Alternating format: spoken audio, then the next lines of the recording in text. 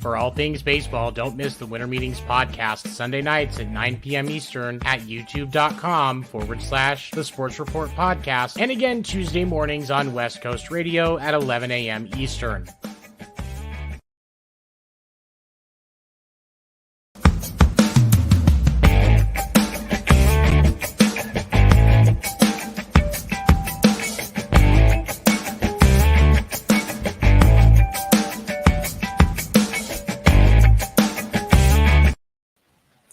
Good evening, everybody, and welcome to this week's edition of the Winter Meetings Podcast. I am your host, Seven, and I have a host of co-hosts behind me waiting backstage. But as we get started, I want to give a special shout-out to start things off to our friends over at West Coast Radio. You can catch the rebroadcast of the Winter Meetings episodes Tuesday morning at 11 a.m. Eastern on West Coast Radio. Just go to westcoastradio.info, and you can also ask your Alexa to enable the West Coast Radio skill. And as always, we do want to give a special shout out to our friends and sponsor over at Gunslinger Soap. Gunslinger Soap is handmade soaps and beard products made without all of the junk to pamper your skin. You can go to their website right now, gunslingersoap.com, and sign up to get 15% off of your first order and always free shipping over $30. That's gunslingersoap.com. Definitely check them out. Next, I want to bring in my long-standing co-host, former feature writer for MLB Trading Card Magazine, and my good friend, Mr. Craig Newton, is with us this week. How you doing, sir? Good evening. Doing well. Thank you for joining us. I know you have been on assignment intermittently over the past few weeks, but we are glad that we can have you here to talk about the wrap-up of the 22 World Series. And also with us, he should be in the Hall of Fame for baseball, and I think one day the Veterans Committee will make it right. Former starting pitcher for the New York Yankees, Stefan Wever, is with us as always. Hola. Hello, Mr. Wever. Thank you for joining us, sir. It's glad to be with you as always. Pleasure. My extreme pleasure. Great picture. I like it. Thank you. I love my boy Mahomes, and I choose to believe that the baseball season ended with the Seattle Mariners winning the World Series, so I'm not acknowledging any other games that have happened. And so it's already They won 9-0 today? Yes. That's what is that all about? I don't know. And also sitting in the background, I should have seen that Josie was coming, but unfortunately the Astros steal all of those signs. Then Congratulations. Fair weather fan. Fair weather my ass. Congratulations, Josie, to your Astros winning the World Series. I gotta say, Without the asterisk. congratulations. You won one without an asterisk. Congratulations to Dusty Baker. Absolutely. More than anything, Absolutely. congratulations. He deserves it more than anybody. He's More one than of the anything, and he's so humble about it. And you did say it, Stefan, because it's true. This is a big one for the fans as well. For people like me, this is a huge one because there's no asterisk by this one. It was one. And my brother last night said that'll shut up the haters. I was like, no. We will be the Yankees, what the Yankees were in the early 2000s for the next 20 years. And I am perfectly fine right now with that. Right now, they're eating that up. It is powering. The Yankees were horrible in the early 2000s. I don't remember. I'm sorry. Late 90s is Late what you 90s. meant, yeah. It's close. I was close. But I mean, here's the truth with the postseason success and continuous trips that the Astros have had, including the 2017 season, asterisk or not, they are one of the most dominant teams in the game right now.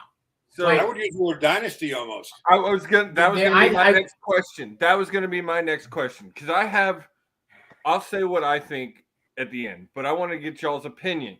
At this point, we have 6 ALCS appearances. 4 out of those 6, we've won the World Series. We've now won 2 championships. People were saying dynasty before that. I wasn't so sure because you got to do it over time. The rings are what make the championships. And just having one ring in 5 trips at that point. I couldn't throw the dynasty. It's the same thing with the Dodgers. You're going to say they're a dynasty because they've went to the playoffs the last 10 years, even though they haven't done anything? No. And I realize it's a little different, but I think dynasty infers like a period of time. So they've done it for so long. I mean, at this point, with the two things, they've been make the dynasty a thing. Right. Yeah. And I would say yes. Like, and then we talked about it a couple of weeks ago. 7. Does this make Tuve a Hall of Famer, a one ballot Hall of Famer? Not yet. I think it gets him a lot closer. Who's that? Who? Altuve. Oh, He doesn't have enough time in yet. Yeah, he's on the path. He's on the path for sure. Gonna break some hitting records, some big hitting records coming up in the next year. Hall of Famer is Bregman. Yeah, Bregman. For me, he's the best player on that team. He's the best player in baseball, I think, offensively and defensively. Really, before I dive in on what I was going to say, Craig, what do you think? Is this a dynasty team now? No, one more in their dynasty. One more? Okay, yeah, that's fair. Giants got 3. The Giants got 3. They need one more. Okay, that's fair. I was going to say on 4. and the Red Sox did have 4. Yeah, you know, I will say this about Altuve: he's on the path. You give me a Triple Crown and or another ring. Now we're talking first ballot. But right now, I mean, he would get it eventually. But I think that's all we can say at this point. There needs to be more time. I think it was Dan the other day saying he might be first ballot, but he's not unanimous first ballot at this point. I don't even think he's first ballot. He's not first ballot yet. No, he's not first ballot yet. It's what other second basemen have there been? Joe Morgan. Who else have been voted in? Greg? Astros players. What was the question? Astros? Yeah, you kind of have to compare him to other second basemen who are in the Hall of Fame. Oh, yeah. That's a fair point. Favorably, put him in. That is a fair point, I think, but I think that there still needs to be more time before we start to truly see the argument for him as, you know, and Hall of Fame in general, I think really, but he's on the path to it. I think Bregman's case, I'm going to echo what Stefan said. I think he's one of the best players in baseball right now. And I think Bregman's case for the Hall of Fame is clearer now than Altuve's is. Yeah, I would honestly agree with that. The only thing that Altuve has that Bregman doesn't is an MVP. So yeah, that's very true. So let's talk about this Phillies team that was in the World Series, because they were the lowest ranked wild card going into the playoffs, going into the postseason. They fired their manager mid-season. Let's go back that far. May 28th, beginning of June, we're already saying. I know we probably said it on our show. We were already not expecting them to be a postseason team after firing their coach, and now here we are, where they made this World Series a competition, and there was, even when they were down, you didn't think they were out, because the Phillies were consistently changing the tide of a series with the swing of one bat. Yeah, but I think in early April, even the Phillies wouldn't have thought they would get in. I mean, they didn't think you're going to say they did. But I don't think so. I mean, you're that far back, and they were playing poorly at the time. Yeah, well, and that's why they were playing so relaxed. Is because they weren't supposed to be there. You know, I compared them a lot to the 2015 Royals. There's still 2014 Royals on vibes on that team as well, that lost in the World Series, because that 2014 team, nobody expected to be in the postseason. They were a worst to first scenario that year. So there's definitely some comparisons there, I think, with that couple of years there in World's history. Maybe we see them back in the Fall Classic next year as a result. Craig, what did you see out of the Phillies that made you realize that they weren't going to win this series? It came down to Bryce Harper and Schwarber. It just they were the offense that trying to hold together. Kyle Schwarber hit 250 during the World Series. 5 hits, 3 homers, 4 RBIs, and 5 runs scored in the 6 games. Yep. Bryce Harper actually only hit 200, 4 hits, 1 home run, 2 RBIs, and 2 runs scored during that 6 games. The lack of offense out of Schwarber and Harper is, I think, what That's made the key. ultimately, because Philly was great defensively. Well, and they pitched well. I think the pitching is another piece, though, because when I was looking, I was looking at numbers today, and a couple of things that stood out. The Astros overall during the series had a 2.83 ERA, and 71 strikeouts during the 6 games. When we look at the Phillies, they had a 3.57 ERA during the World Series, and only 57 strikeouts. A lot of what weighs into that ERA is that no hitter. Right, and I think that was the term. You weren't getting any offense, and you weren't. We went 3 straight. The pitching. Astros no hit this year. No, I think they did a combined. Yankees. We knew Valdez hit the Yankees in July. Right. It was a combined. That was a combined. It was almost the exact same. Yeah. Exact same order, I believe. Mm-hmm. They've done that. I think they've done that 2. That might be 3 times, maybe. I might be wrong, but like those guys, Valdez sets a tone in that game, and then when he sets it, everybody just falls behind. And then Presley he's amazing. He's one of the best closers I've ever seen. I realize he only pitches an ear, and you got to give Montero his credit too, because he comes in and sets him up perfectly almost every time. Seven, I bet you have the stats there. Do you know what it was? Like, I think they only in the entire series got like 3 hits off the Astros bullpen. Like, it was something like that. And only like I was trying to find some specifics and I couldn't on that, but it's not a very big number. No, it was really low. Like, that bullpen was just nasty. It was nasty. The Astros bullpen was a big piece of them winning that series. Yes. And Jeremy Pena was the offensive piece for them winning that series. Oh, and that's why he was the MVP. But like you said, I think who's a reliever? Montero. I think he was great. That guy's awesome. Oh yeah. Yeah. That one, I think Dusty called it his 1-2 punch, because that's exactly what it is. Like, Montero comes in 8, 1, 2, 3. And then Presley comes in 1, 2, 3, and then it's done every time. But then they have so much other in that bullpen. You got Neris, and Valdez can come in if he hasn't started the game. He can come in and relief. Fromber can come in and relief. It's just crazy. And then you got to talk about that too. Fromber only had 2 earned runs off him that entire series in 2 starts. Framber Valdez was one of the pitching standouts. I mean, especially because when you look at, who should have been the standout in Justin Verlander had an ERA of 5.40 in this series, even though he finally got his first career win in a World Series game. But most of that was just the first game. Yeah, game 1. It's very good. Yeah, it was almost a tale of 2 pitchers, even though when you look at it in game 1, Verlander gave up 6 hits. In game 2, he only gave up 4. But the biggest difference was he had 5 earned runs in game 1, and that's an ERA killer. Yeah, and only 1 earned run, and that was the home run that he gave up in the second game on the 3rd.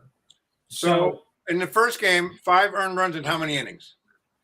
5. He only pitched 5. Oh, okay. Yeah, he only pitched ERA. 5 innings both. That's a 9 ERA. That's a 9 ERA. Mm-hmm. So that's up. Craig, you're quiet up there, man. What's your opinion on? That's just his thing. I'm just reminiscing back to a pitcher by the name of Madison Bumgarner, and the stud that he was in the World Series and the playoffs, and also the closer that he was against the Kansas City Royals. No one better than Madison Bumgarner in the postseason. Why don't you just throw Pablo Sandoval as a non-closer? As a closer, Mariano Rivera, of course. But I mean, as a non-closer starting pitcher, best ever, Madison Bumgarner. Once again, Craig, like Yankee fans, living in the past. I got to ask you a question. You might know this, and you're closest with the Giants organization, Craig. Did Joe Buck and Madison Bumgarner ever admit that they were an item? Like, did that ever come out? They confirmed the relationship? Because there was so much love there. Or either that or Joe Buck was like a class 5 cleaner girlfriend. Like there was so much of a connection there. Can we? He actually changed his name to Joe Suck.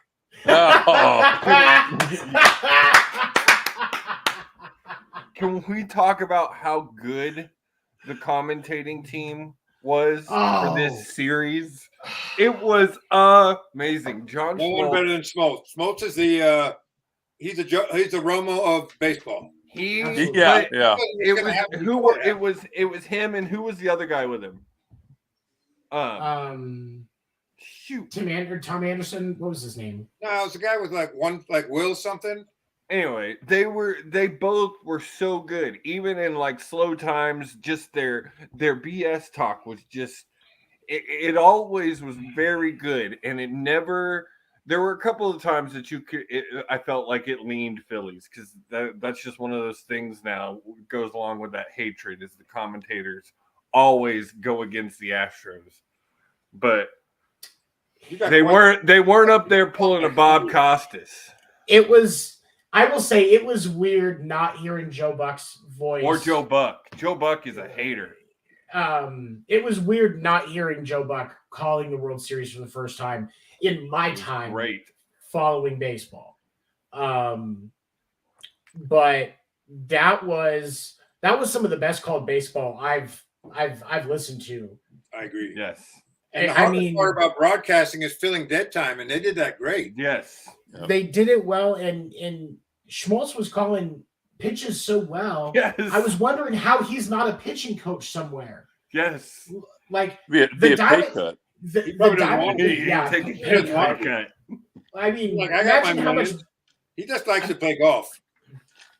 And I could see that he'd be in his thing. I could, but I don't want to. And who blames him? Like, he works Romo 25% of the time. 50. We'll give him a little bit. 50% of the time that he would have to as a coach for much more money.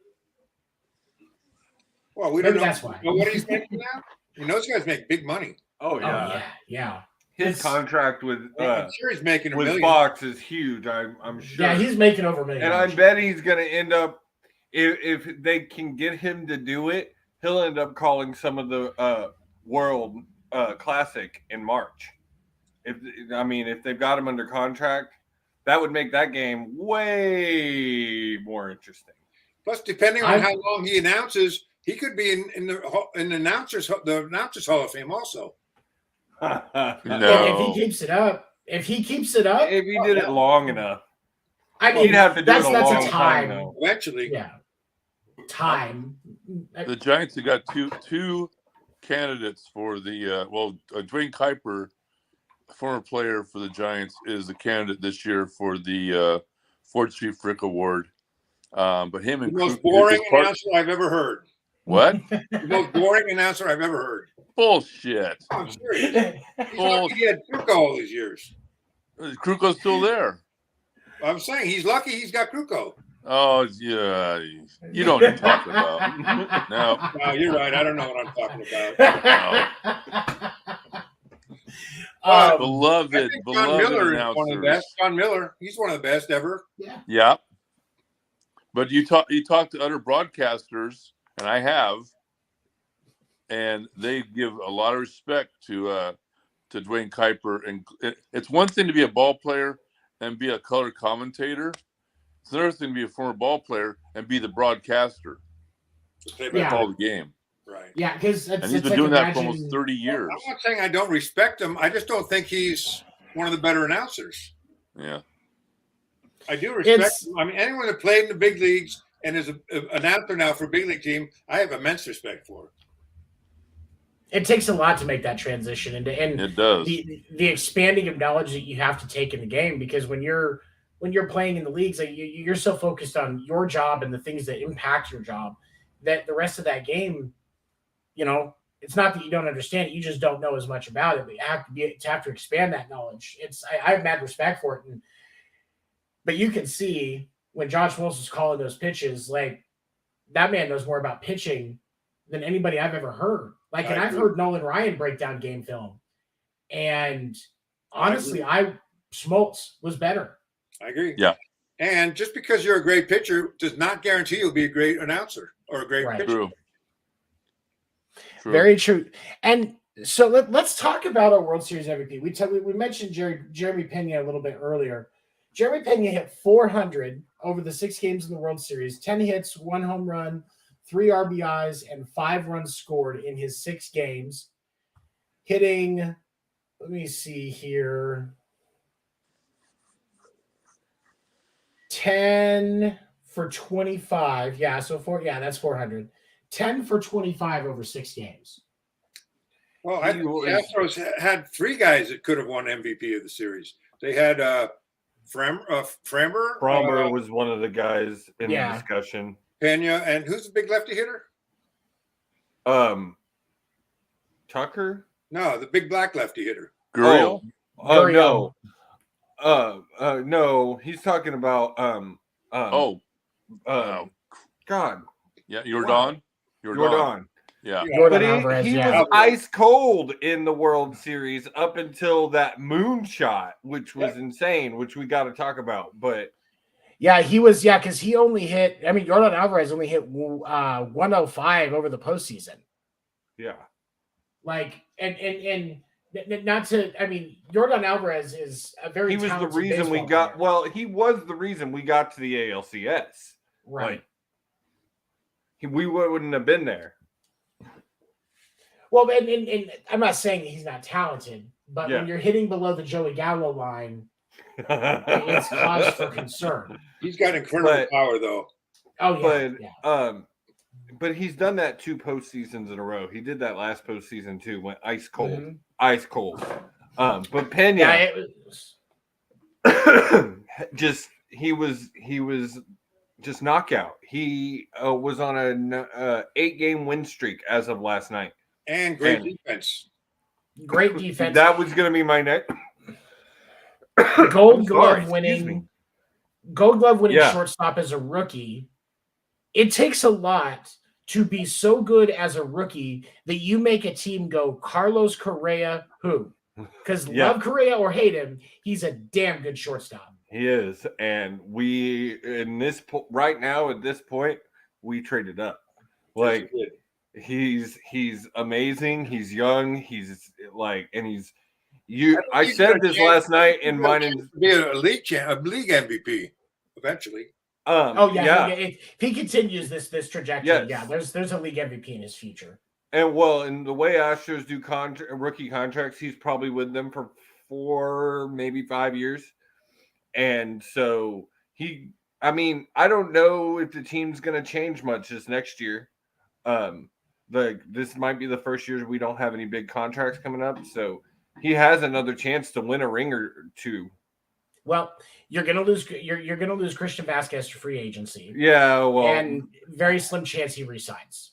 Yeah, Vasquez, and it's not that that's necessarily a loss because Vasquez was called in the playoffs too. Yeah, but you guys need to find a better bat at catcher to back up Maldonado. Agreed. I wouldn't be surprised if Vasquez resigns with the Red Sox. I think he will. That's what Steven said. I think he comes back to Boston. I think they regret trading him because that was a bad trade for the Red Sox. I do agree that we need to find a good backup for Maldonado, who's probably coming close to an end. The catcher's a tough position. Like, that 12 seasons is a good season. He's now got that ring. He's going to go down as one of the best. You don't think so, Steven? You think he's got a while back still left? No, I agree. I'm not shaking. I'm nodding. He's 36. Yeah, he's got less in front of him than he does behind him. He's got that ring. Like, he's going to go down as one of the best catchers, at least in a generation. He's probably got, absolutely, yeah. He's probably got Hall of Fame at some point in his future. Well, don't forget about Molina. Yeah, Molina retired. Yeah, Molina. I feel like because they both retired this year. Molina will be unanimous. I feel that Molina's. You cannot question. That. No, he is the greatest catcher ever behind the plate. In his prime, I mean, even past his prime, you could not beat him. Mm-hmm. One of the best at picking off base stealers. And smart, really smart. So much game knowledge. On the game, right. But I think at some point, when you look at Maldonado over his career, I think he could get in at some point, but you're looking at a guy he goes down as one of the worst bats in the league. I think you're also competing against past, like Yogi Berra, Johnny Bench. There's some great catchers in there. So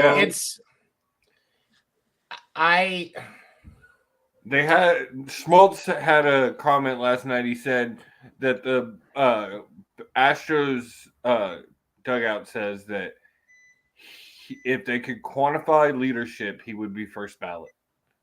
Like, he's just, and you can tell by the way he is behind that plate with the pitchers. You see him say, calm down. You see him, just the communication he has with every single one of them is crazy. It's, and leadership wise, absolutely. And that's why I could see him if he doesn't get in during regular ballots as an after from the Veterans Committee. He's definitely one that I could see being a perfect candidate for the Veterans Committee. Because when you look at his career numbers, 12 seasons, 209 batting average. He's only got 616 hits, 96 homers over 12 seasons. That's really not a lot. Especially compared to like Yogi. Yogi's Berra has incredible stats. He averaged 20 home runs a year for 12 years. Mike Piazza, one of the greatest catchers simply because not only was he amazing behind the plate like Yachty, but he had some amazing power hitting numbers as well. Mike Piazza has better numbers than that. So Piazza, Fisk, Pudge Rodriguez, there are a whole bunch of them. And you didn't mention Johnny Bench. Posey. Bench, Posey. Buster Posey's another first ballot Hall of Famer. Really? Yeah. Busty, yeah, absolutely. But there's just, when I look at Maldonado's numbers, I see him as a Veterans Committee ad. I don't see him going through on regular ballots. I can see that. Because if his offensive numbers were better, then I think you have more, because the limitations for Hall of Fame are focused specifically for on-the-field play. And you can't quantify leadership, so it's harder to consider that when you're thinking about somebody that's a Hall of Fame caliber player. But a Veterans Committee can. So. Right. Yeah. No, I agree with that. The threshold on the Veterans Committee is a little different because that's being voted in by your peers versus the baseball. I think it's a little looser. Yeah. Oh, definitely. It's how it should be, honestly. I don't think journalists should be the one voting in the Hall of Fame. I don't have a problem with it being the journalist. And I'm going to let Craig launch on this one because I'm sure he'll have a lot to say on it. But I don't have a problem with it being journalists. I have a problem with the old guard ruining it and completely ignoring important pieces of baseball history. Especially when you look at Bonds and Clemens not getting in. Okay, you're gonna vote in owners that benefited, GMs that benefited from the steroid era. You can't tell me none of those guys didn't know what was going on. They all knew. Everybody knew. We can erase that facade on the steroid era. Everybody knew.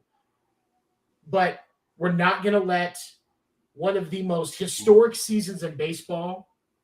And the person that provided that was a the two guys that made it happen entire career, and he's not in the Hall of Fame over bullshit. I'm sorry, that's where I draw the line. Let's look at it truthfully here, and the impact of baseball. Because on the field, you can't tell the story of modern baseball without Barry Bonds. But you also can't tell us the impact of the steroids on his ability. I mean, that was incredible. That made him so much better than other people.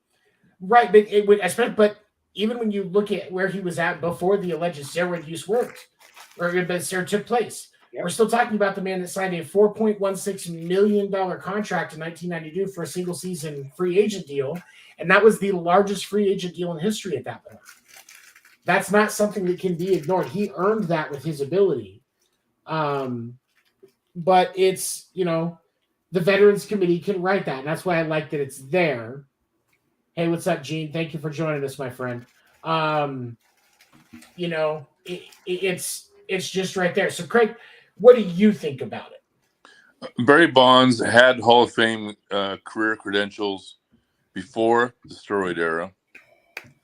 He saw one pitch every 9 innings that he had a chance to hit at when he wasn't being walked, and he smoked that ball. It's going to be the Golden Age Committee, not the Veterans Committee, that gets Barry Bonds into the Hall of Fame, and they meet this December. And I fully expect Barry Bonds to be in the Hall of Fame by the time the next Hall of Fame class is announced, that he'll go in under the Golden Age Committee. And the Golden Age Committee is made up of peers that played and wrote during that era.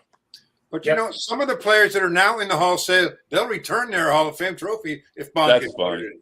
Go ahead. Let them. So it's not unanimous. It's not unanimous just because they're peers. No, but that's the thing, is there's always going to be debate. Like there's been debate on whether or not Shoeless Joe should have been in the Hall of Fame, when based on all of the facts, for most people, clearly he should have been. Like there's going to be debate on these controversial topics, but you can still recognize the immense impact that guys like Bonds and Clemens had on baseball. Oh, no doubt. In the Hall of Fame, and pay respect to that. And yes, put your asterisk if you want to. Yeah. Okay? Yeah. Put it. I want to. Don't take away the value of what he did, because they saved baseball. Yeah. They did. And you gotta do one. But hold on. One more thing on this. If we're gonna put the asterisk on Barry Bonds when he gets in with the Golden Age Committee, we have to make sure every player who was mentioned in that report on steroid use, that asterisk gets etched into their plaque. Every owner that owned a team whose players were caught, and that asterisk gets etched onto their plaque. Every GM, every coach. If we're gonna nail him for it, okay. Everybody it is what gets it is. nailed. Everybody gets it too. The commissioner. Bud Selig. Yeah. Bud Selig, slap him in the face and put that damn asterisk on his plate. Which we got to talk about. We got to talk about the commissioner getting booed last night.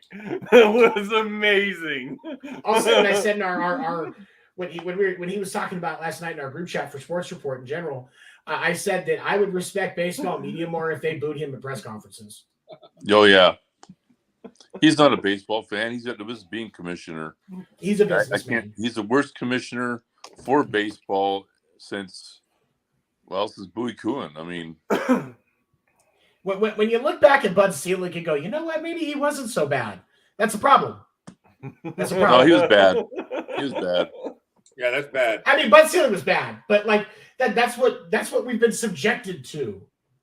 What I have a problem with, touching back on Bonds just for a minute, is all these self-righteous writers, the brotherhood, so to speak, that they sold their papers, they sold their articles on Bonds. The money they made off of it. They made a lot of money for their papers, a lot of money for the magazines, and then to turn around and not vote him into the Hall.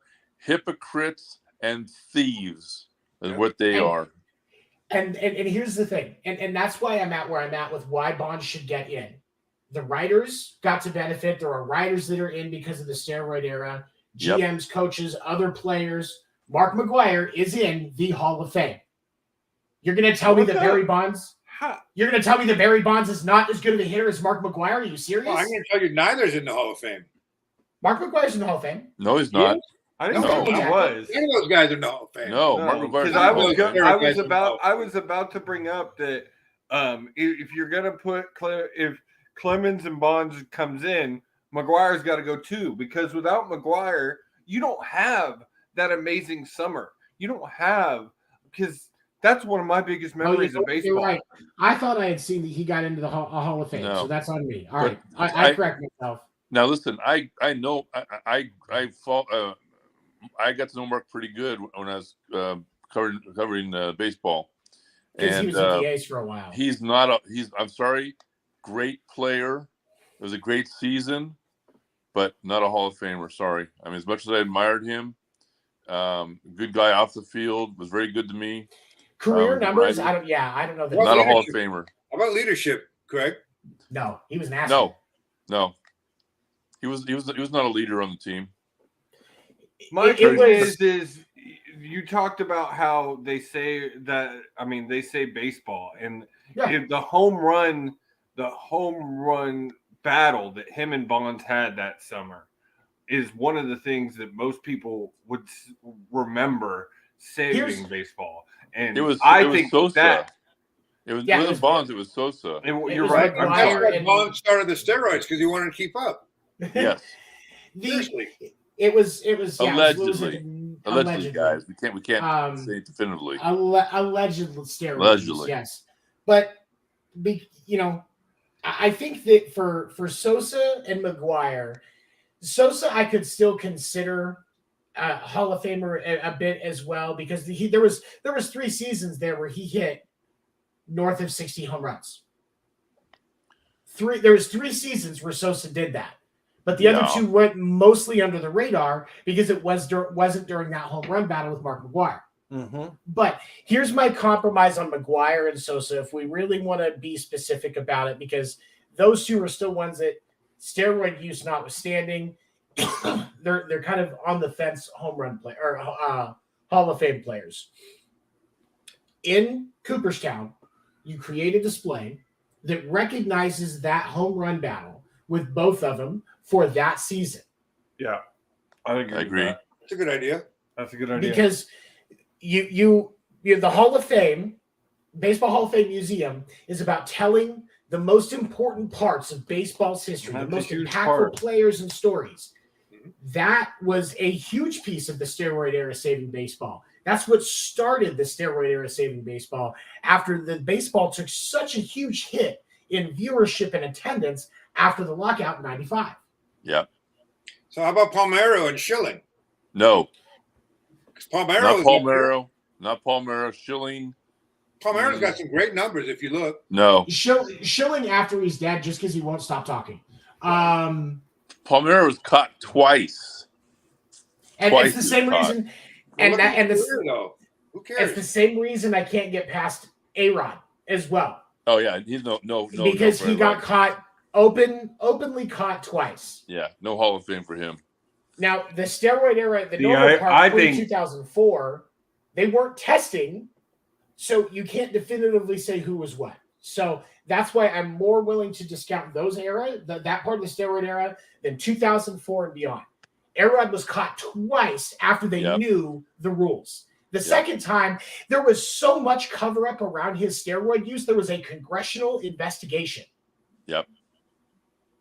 So, A-Rod, I just can't. Now, don't get me wrong. There are some amazing numbers in there.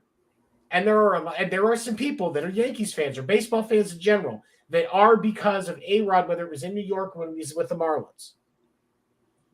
But I can't. I just can't with A-Rod. And if you're going to have a Hall of Fame display of Sosa and McGwire, make sure that you include the congressional hearing where all of a sudden Sosa can't speak English, has a translator sitting next to him. I laughed my ass off. That was so freaking ridiculous. Okay, Craig, I just want to read you some. Palmeiro, career batting average 288, 3,020 hits, 569 home runs, 1,835 home runs. He played 18 years. No. He got hold on. How many World Series titles did he have? Because World Series titles and MVPs is going to be a big piece of any. Yeah, and he doesn't have that. I was going to say, because I don't think he has any of either. No. Bonds has 3 MVPs. He never got a title, though, did he? Oh, nuts. Because I don't remember Bonds ever getting a World Series title, unless I missed something. He never did. I would say, okay, I didn't think so. But I like Rafael Palmeiro. I have a jersey card of Palmeiros from '85. That would probably increase in value if he got in, which would be great.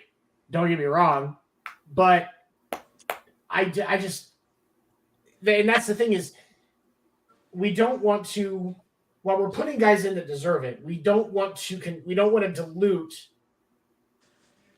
exactly the actual the quality of players that are in Cooperstown, and so that's why I have a harder time recognizing Sosa, McGuire, or Schilling. Schilling. There's more of a case for Schilling than Palmeiro. I'll say that. Yeah, that's true. You just make it okay and open a new wing. You just make it okay. And A-Rod. I mean, if you're going to let those guys in, well, no A-Rod. The jerk. Schilling has 2 World Series with 2 different teams. Schilling is also an instrumental piece of both of those World Series wins because the D-backs don't win in 2001 without him, and neither does Boston in 2004. Yep. But the first one that goes in is Bonds and Clemens. They have to go in first. Bonds and Clemens, absolutely. You're going to let them in. Why? And I'm not saying he should, but why would you not let A-Rod in? For the 2 times and the huge the amount of effort he went into covering it up, insane amount of arrogance. What Seven said is the MVP is for performance on the field, and with that in mind, he's definitely a Hall of Famer. He did it twice after knowing the rules. He tried to get around it. And honestly, here and I will even say this: one time getting caught and making a change is one thing, because you know what? We're all human, and all of us have at least some of an understanding of the pressure of being a professional athlete, where that pressure might come from to do something like that.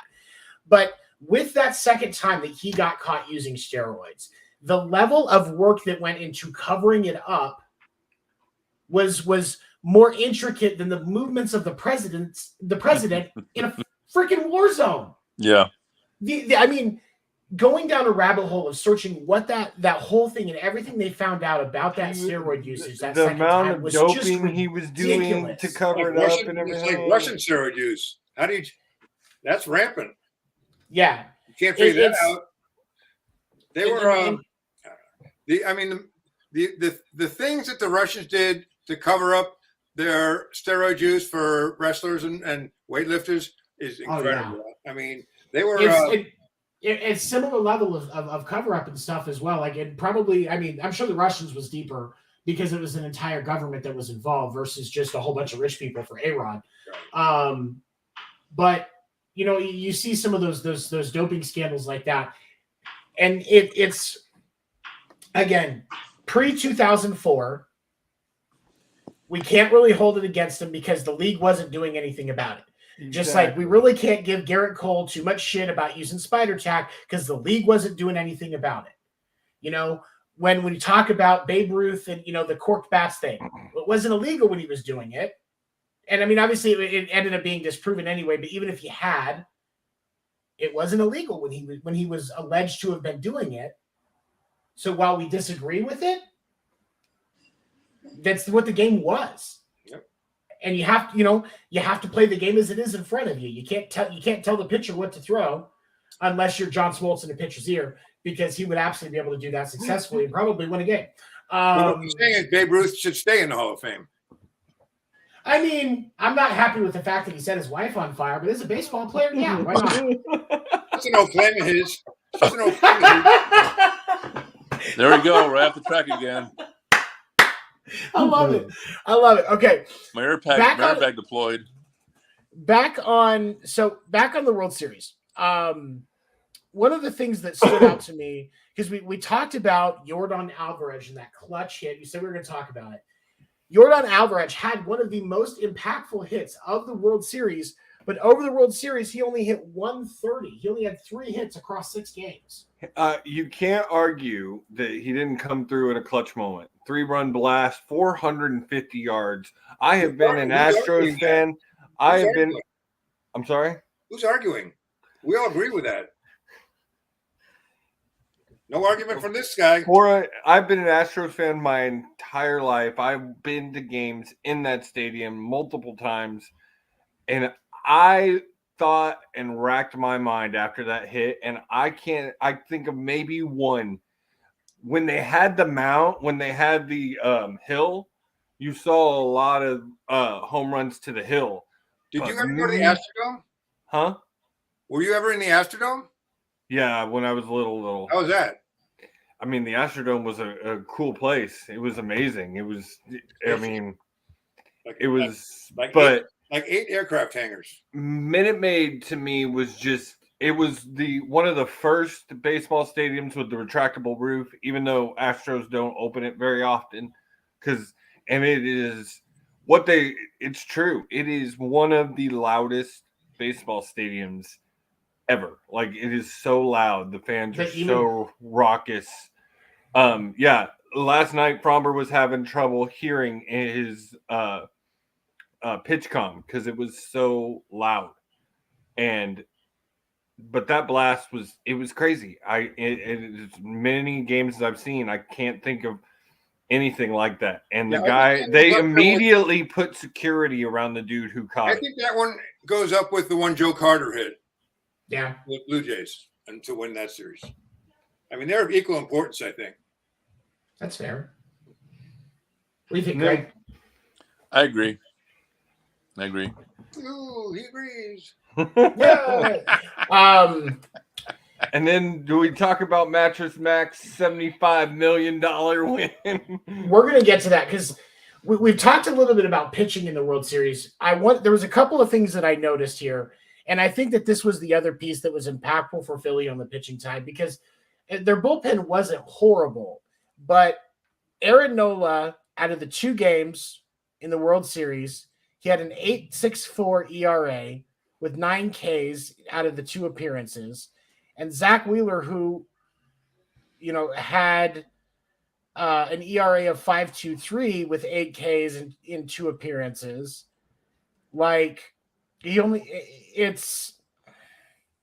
Those are supposed to be your 2 aces. And when you look at the lack of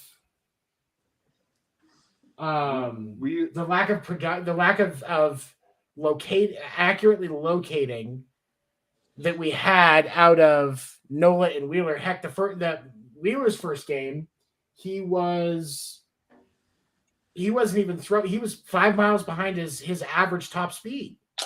Yeah, well, that's what I was going to say. I think Schmaltz said last night that he was very questionable for last night because of how down his velocity was in that first game. And he was much better last night. Game 1 it was the same thing with him as it was of Verlander. Game 1 just wrecked him. Like his ERA and everything wrecked his stats. He throws hard. When you think about, I was going to ask you this, Stefan. You might know what kind of things could go into being down, that much velocity from one game to the next. The starting pitcher. I think maybe a tired arm. That happened to me once in AA. I was throwing not that hard, so he gave me a week off, and it just turned out to be tired arm. I mean, I think that's probably it. I mean, these guys pitch a lot of innings over the year in a lot of hot weather, and their arms just wear down. Well, and then you can argue that the playoffs and the World Series are the hardest they push themselves all year because they're playing longer series, more. back-to-back games with just a day in between. Usually you're traveling. Like, they put more wear and tear on them in that month than they do. I mean, I'm not going to say than they do in an entire season because baseball is insanely long, but it's more. They're more active in the month of the postseason than they are in any one month during the season. Throw in spring training. Yeah. I mean, what, 10, 11, I mean, close to 10 months that they spend. Yep. Yeah, if you're a postseason team, you're working with your team 10 months out of the year. Well, most of these guys are going to take a month. The guys that just come out of the series, they're going to take a month to themselves, their family, whatever. But by maybe December because of the holidays, but by January, every one of those guys are doing either stuff on their own or attending OTAs or whatever. Getting their arms ripped up.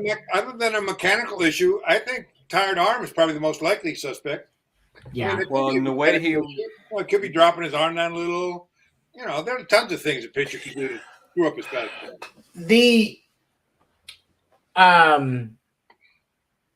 Josie, refresh my memory. Who was the pitcher, the Astros pitcher that they said was tipping his pitches? God, I was just trying to think of it. It's Lance McCullers. McCullers. Right. McCullers. Stefan, did it look to you? I mean, because there were some pictures that were floating around that made it look pretty clear that he was tipping. Did you see it? I didn't see it because I wasn't looking for it. And those guys are looking for it. I mean, they pay guys that's all they do in the game is look at the pitcher, see if you can catch signs, see if you can catch pitches. I saw some pictures after, and his leg swing was way different. His leg kick, and his where his like the ball and glove was, like where his hands were as he was going in through his delivery, like at the start of his pitch, like that was different as well. So like that to me, I mean, those were the things that I saw, and it's like, yeah, I can see those things. And well, if you guys are picking it up, they're picking it up. Yeah. I mean, I think no, you're right though. Like, and I think Bryce Harper picked it up, and that's why we saw such a huge offensive result out of the Phillies that game. But my curiosity is, and Stefan, why don't we talk about this? Is because you might know, don't they have? Isn't it somebody's job on the team to like look and see like, oh, is our pitcher tipping his pitches and evaluating that game? Yes. Where was that on the Astros? Yeah. Where was the adjustments on that? Yeah, they might have just missed it. I don't know. I've got an argument on that. Like, I love Dusty. I do. I love him to death, but he's a player's coach. And I would not put it past of saying he had faith in McCullers because he has faith in all of his players and just decided to leave him in, and he left him in. Even me as a fan, I am not the type of fan that just wants to say pull guys, especially in the series, especially because it doesn't always work. Even when they pulled him, they still got 2 more home runs off the next 2 guys. Give him a chance to work out on himself. Give him the chance. Let him work it out. Especially in a 7-game series, you've got time to do that because you don't want to burn out your bullpen. Give him an inning too long.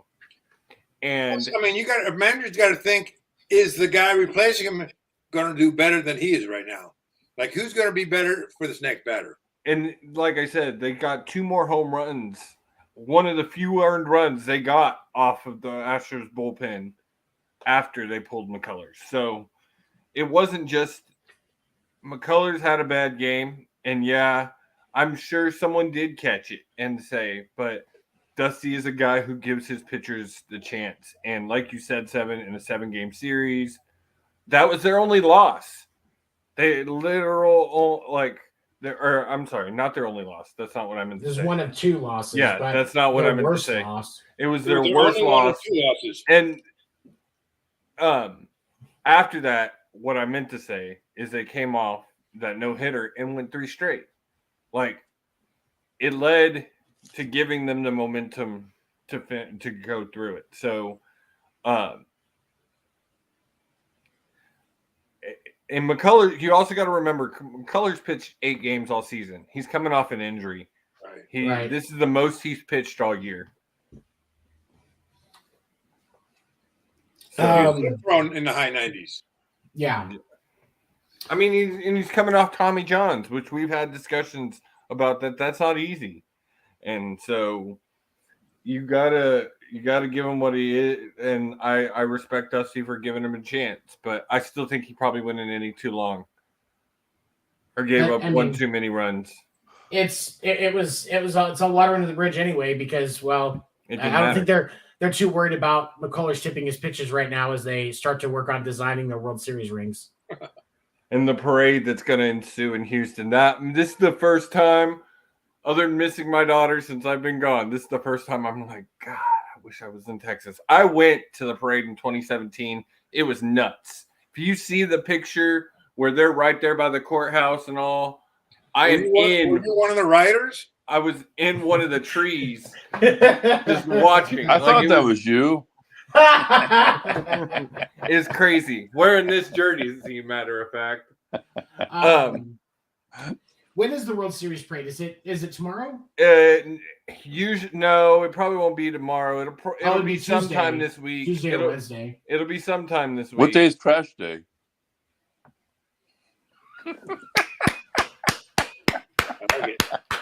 It'll be some day this week, probably. But yeah. I mean, now I want to talk about, and then Mattress Mac needs to buy the whole city of Houston just like a bottle of champagne. $75 million, world's largest sports bet win ever. He can sell his furniture business now. He doesn't need to worry about doing anything else ever again. He didn't need to worry about it before. He makes that bet every year. He should just give everybody a love seat or something. Well, okay, this is the thing.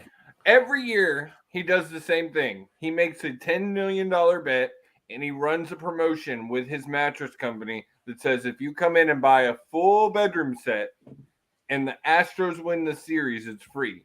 And I always kind of thought they always balanced out. But Seven made me realize something today. He probably doesn't lose more than $1 million or so on that deal.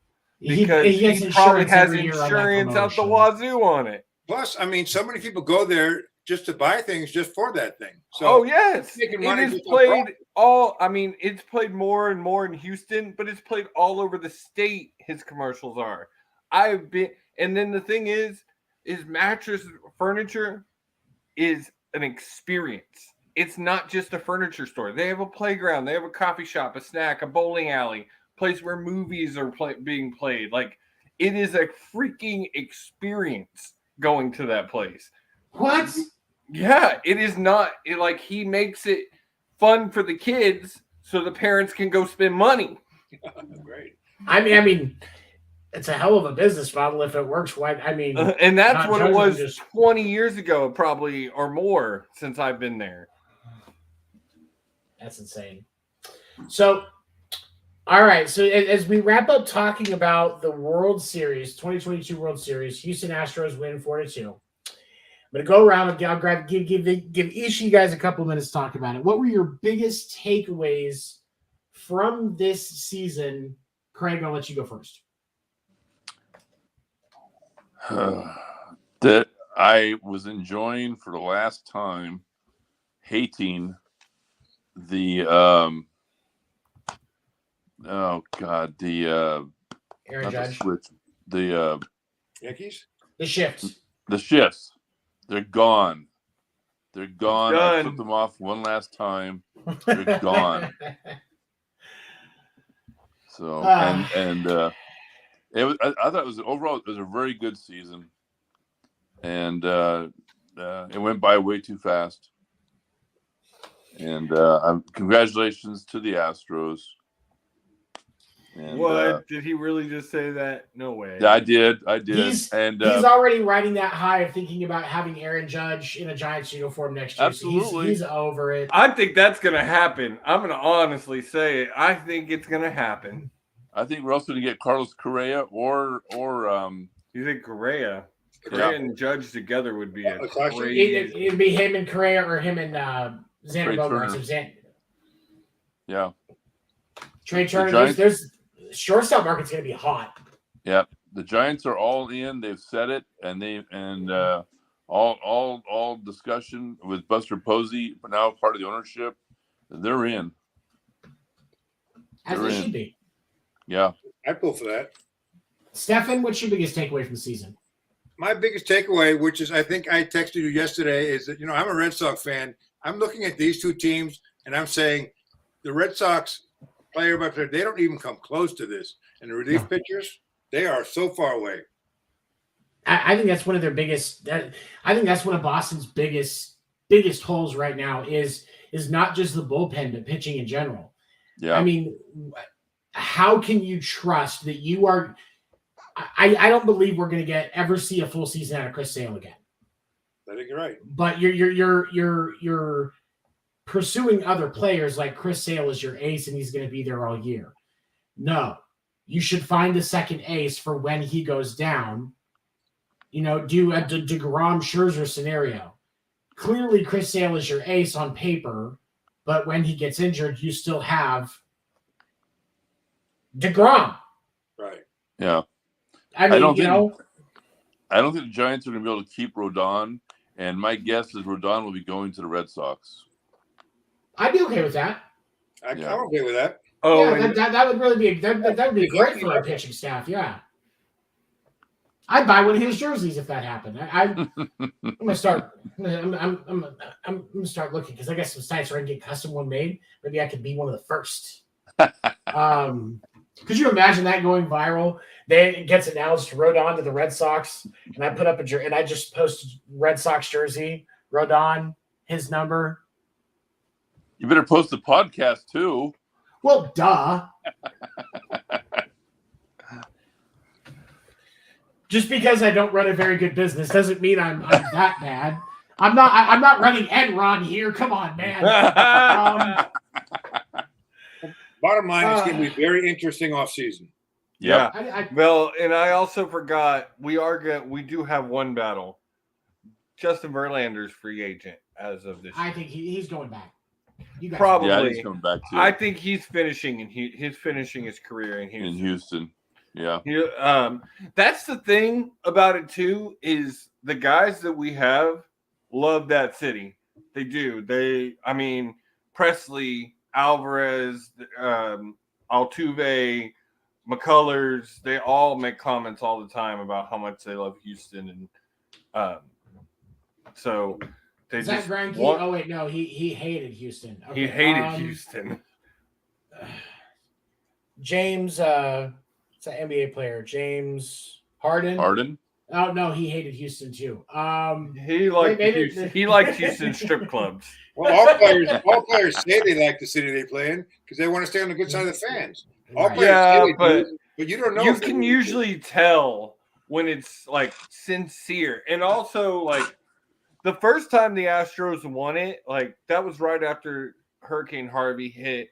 Like it meant a lot to the city that season, and then they've just been such a powerhouse since, and the team has been such a sign of strength for the city a lot of the time, and so they mean a huge world. Well, that's why I was rooting for them after the hurricane. I said, man, these people need something good in their lives. Yep.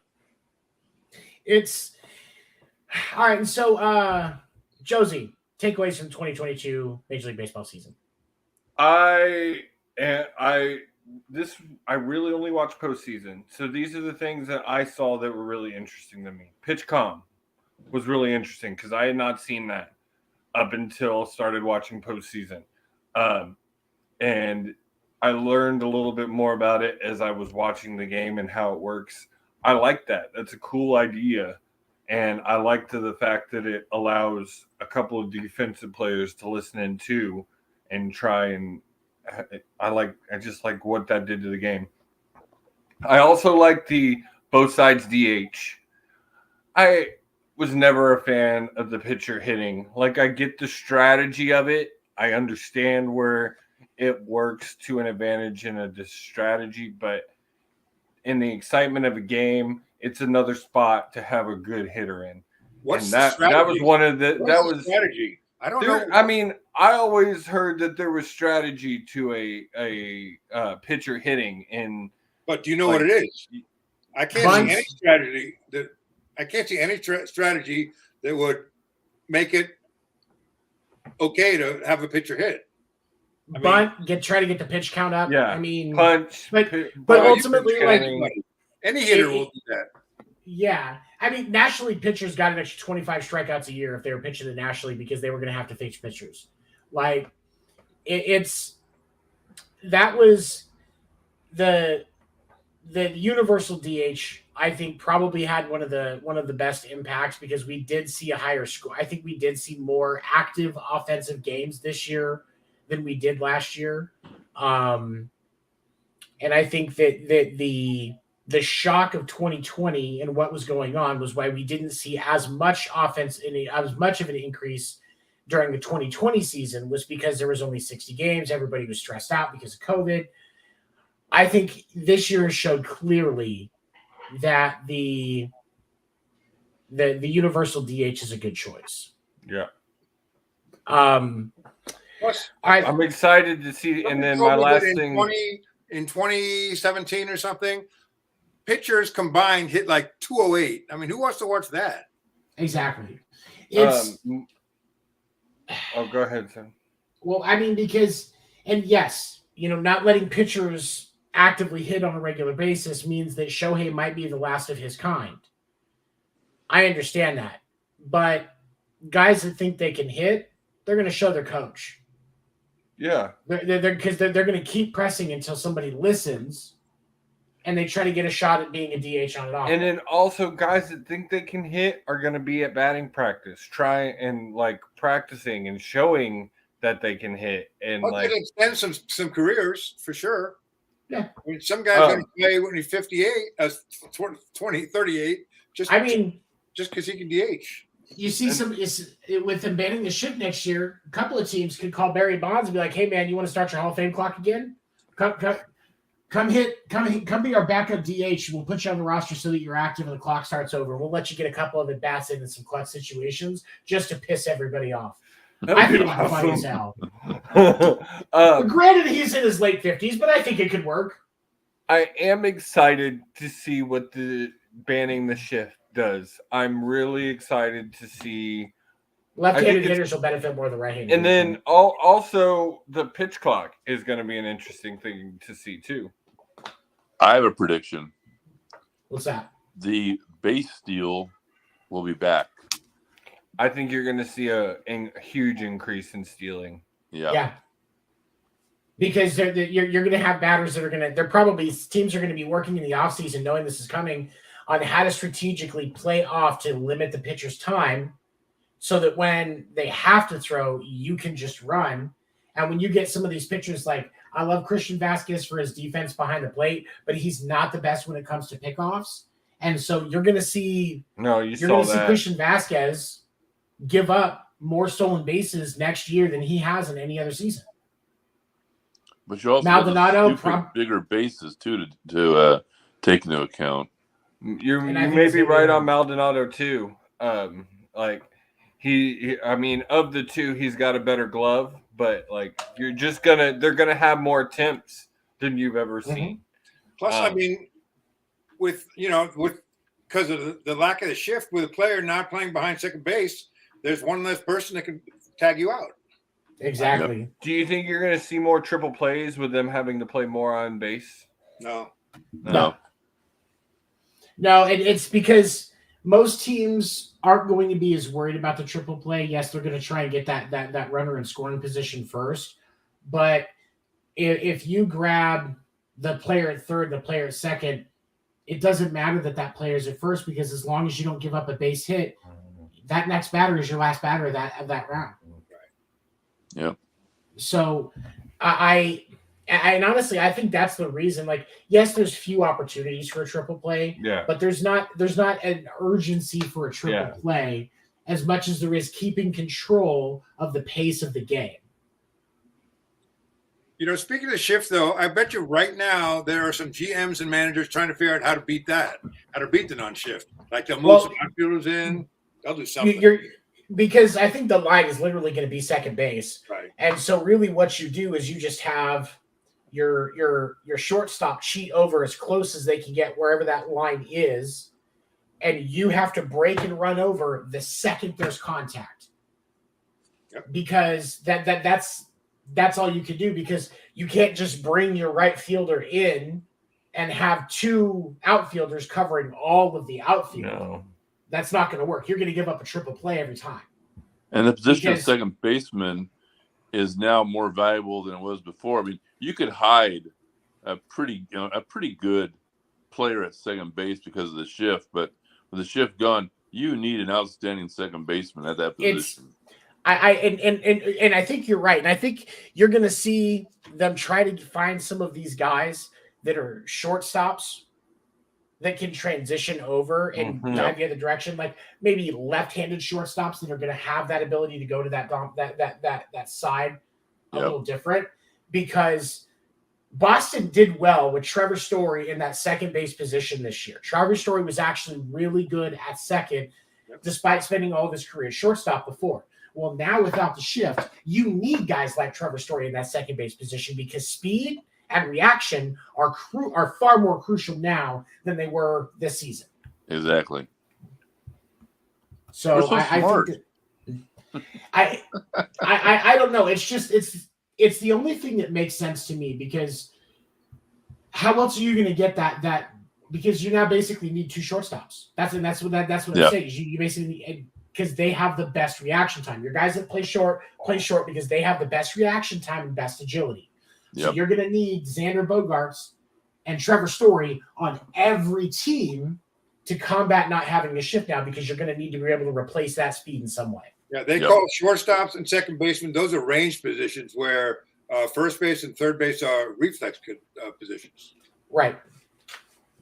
How much do you think this increases scoring with no shift?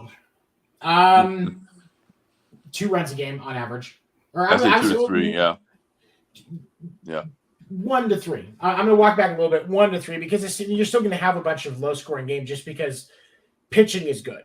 Yeah. But for more offensive games, easily 2 to 3 runs. Well, just in this series, I can think of like 4 or 5 plays that the shift had the shift not been on, it would have been big plays for the Astros. I'm sure there were a few for the Phillies too. Not really. They couldn't hit the damn ball. But no, it's the shift we will see, because, and that's the thing about these changes. The bigger bases, the end of the shift. These are all things that baseball are doing because they want higher scoring games. Are they bringing the ghost runner back? Because I love that. No. No. As far as I know, it's no. He's dead.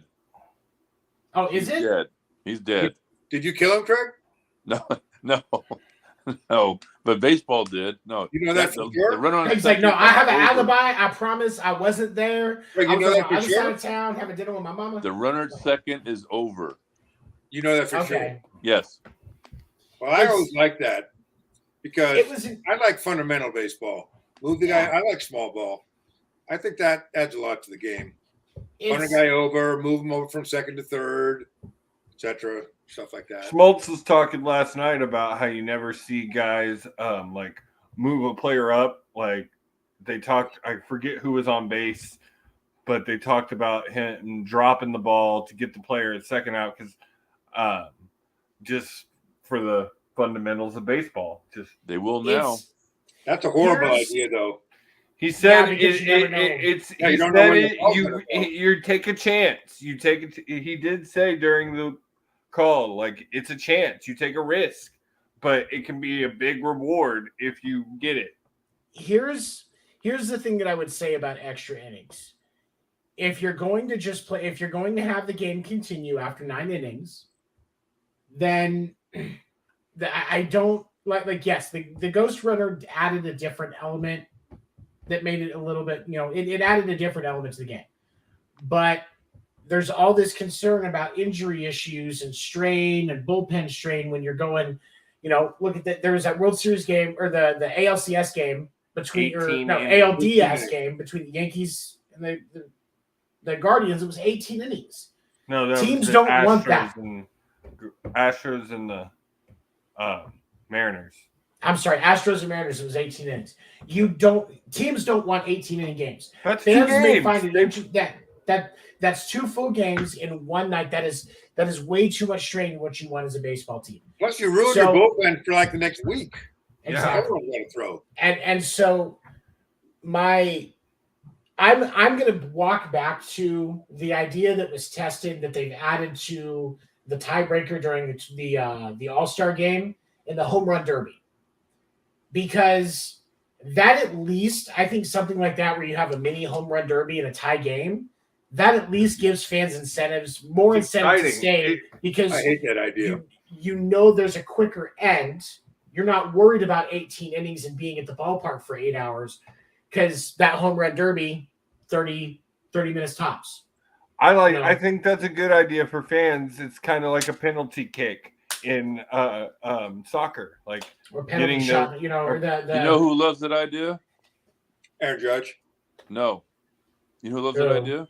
Mm-hmm. The gambling apps, because it'll pop up. Just in now. Bet on who gets the game-winning home run and the home run derby. Oh yeah, that'd be a quick little $20 bet for anybody. Yeah. Well, I don't like that idea, but to be honest, I don't like the home run derby either. So you're a pitcher. I mean, but I think that I think it's fine to just leave it with just playing the game. I don't hate the idea of leaving it there, because I think it keeps onus on the teams to try and finish it in 9. I've seen the injury numbers and stuff. They've been doing it for over 200 years. Exactly.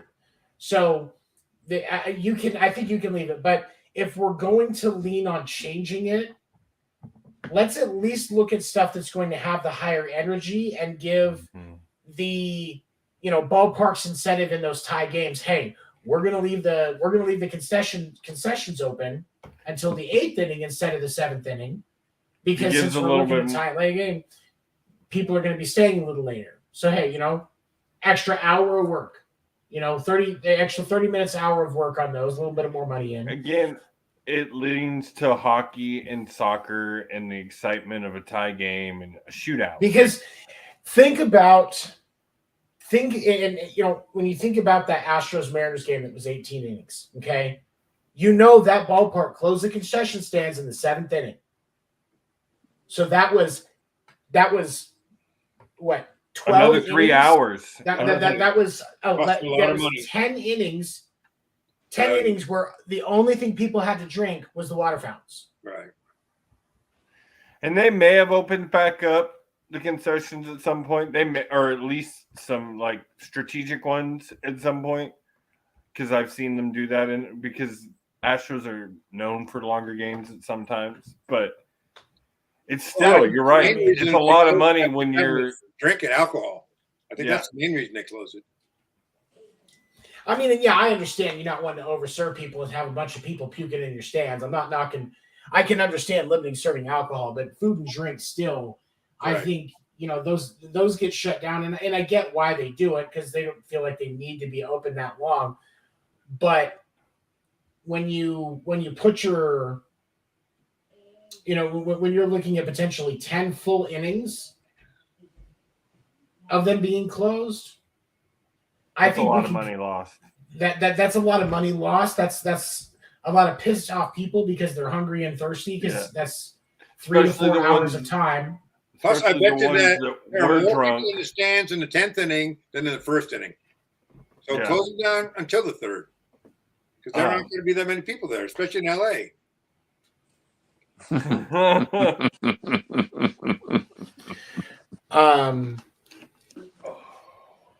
But it's, I think that I understand the league wanting to evaluate the best options, but I mean, where are we going to draw the line? Like Savannah Bananas, they have a rule where if a fan catches a fly ball, it's an out.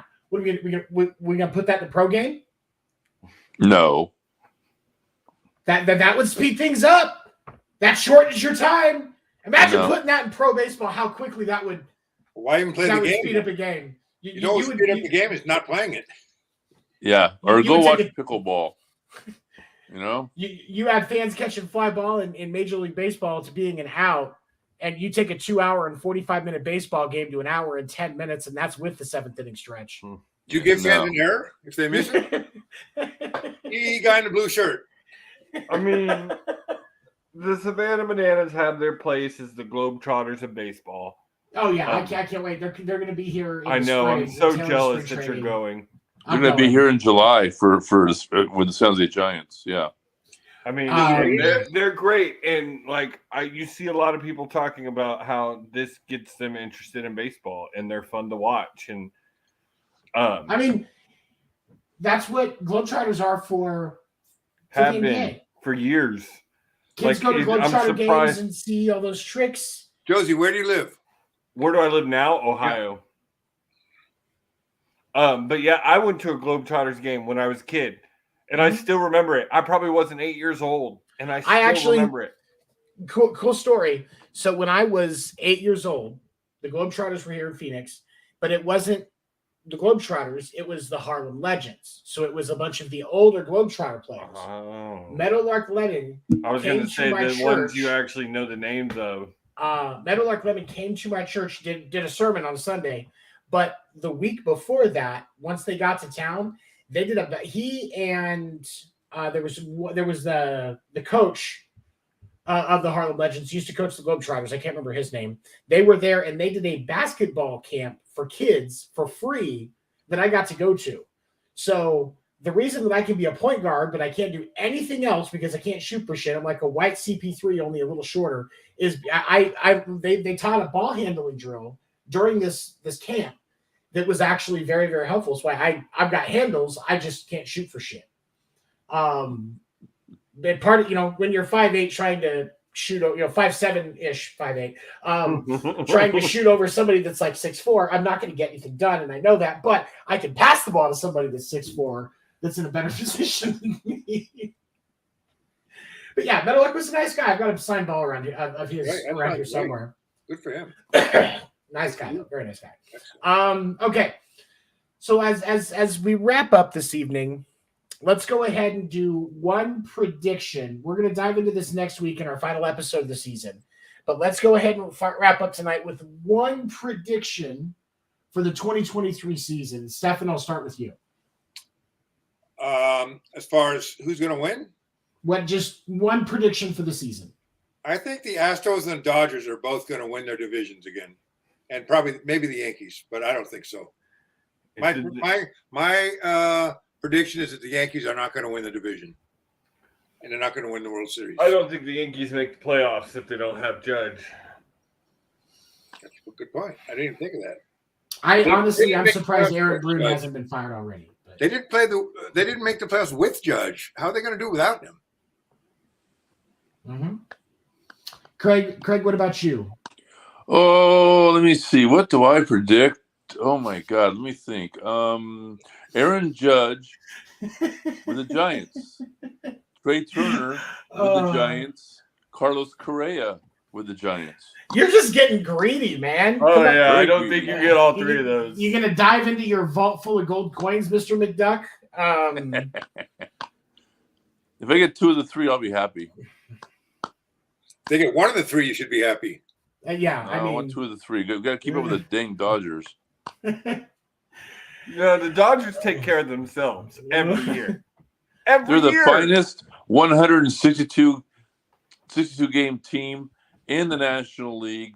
They are the absolute finest in regular season, and the worst playoff team. Suck in the playoffs, and I enjoy that. The LA Dodgers. I got the best comparison here.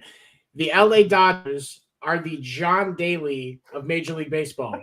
John Daly doesn't like working on weekends. He'll go play golf on Thursday and Friday, make his little bit of money. The sponsors can pay him. He's good. But you want him to play after that first cut on Saturday? Nah, bro. He's got beers to drink. And if he is playing, guess what? He's got beers to drink. And he's hungover. Okay. All right, Josie, what is your prediction for the 2023 season to close us out tonight? Mine again is Aaron Judge in a San Francisco uniform. I believe that's going to happen. And Astros go to the ALCS for a 7th straight time. Oh, go out on a limb, huh? That's I mean, I'm going to go a little bit more off the rails. This is something I've said I think will happen a couple of times this season, but now I'm going to double down. I think next season Shohei Ohtani is in a Red Sox uniform. Oh, I'm all for that. Wow. It's while his comments were less harsh while he was still in the States after the season ended, once he got back to Japan, his tone changed. And yes, they gave him a big pay raise. He will be a $30 million pay raise for next season, which I think was to avoid arbitration. I think the reason that Shohei agreed to that was so that it was easier to work out trade deals. Oh, interesting. Good point. Boston could hugely benefit from his bat and his arm. Yeah. Because I'm not saying he's an ace for a pitcher, but He is. If you have him as one of your back end starters and as your DH, you're more competitive in one of the most competitive divisions in baseball. Yep. And especially 30 million, probably going to need to go 35 to 40 for that next year to not have arbitration, which Shohei's worth it, and you'll make it in a large market team like Boston. Yep. I think Bloom would be a fool to miss that opportunity, even with signing Devers and Bogey. Because Bogey, actually, I saw on Twitter yesterday, the expectation was Bogey's contract was only going to be $225 million. I expected his to be over 300 as well. But expectations for Bogart's contract are around 8 years, $225 million. That's definitely in Boston's wheelhouse to sign him and still give Devers $300 million that he wants. But speaking of Bogey, and I want to go back to what we talked about earlier, I think the shortstop position will be more important now without the shift, because the second baseman is going to be over. Yeah, he's going to be having to range a lot. And that's why Boston is going to pay Xander Bogaerts, because you don't want to get into a bidding war with Carlos Correa or any of the other shortstops in the market, because that market is going to be hot. Boston should, honestly, in theory, I think Boston should have already just given him the 8 years and $225 million, because if he actually does test the market, they might get outbid. Yeah. But that's and I think that's another reason why Boston grabbed Shohei in a trade, because Boston, I think, is less concerned about building up their farm system at this point, is getting back to a solid team, because Bloom knows that if they aren't at least in the ALCS next year, Boston fans will call for his head. Yeah. A lot of them are already starting to, but that roar is going to get real loud next year. Like Josh Daniels is going to get fired from the Raiders tomorrow, loud, on Kind Bloom, if he does not field a much better team next year. You mean Josh Daniels is going to be their offensive coordinator of the Patriots next year? Because he may be in New England in 2 weeks. Right. I think he's getting fired tomorrow. That was their third blown lead against a team that on paper they are better than this season. How he hasn't already been fired today, I've been waiting for Schefter to tweet that, because the Rich Bisaccia was a much better choice. And Chiefs fans were celebrating that they did not hire Bisaccia. That should have told you how bad of a choice McDaniels was, because Bisaccia owned that locker room that quick after Gruden was fired. I think the McDaniel signing was just, name recognition, just because they said his name all the time because he was the offensive coordinator for Tom Brady. But I mean, look at they are. It's less of a visible.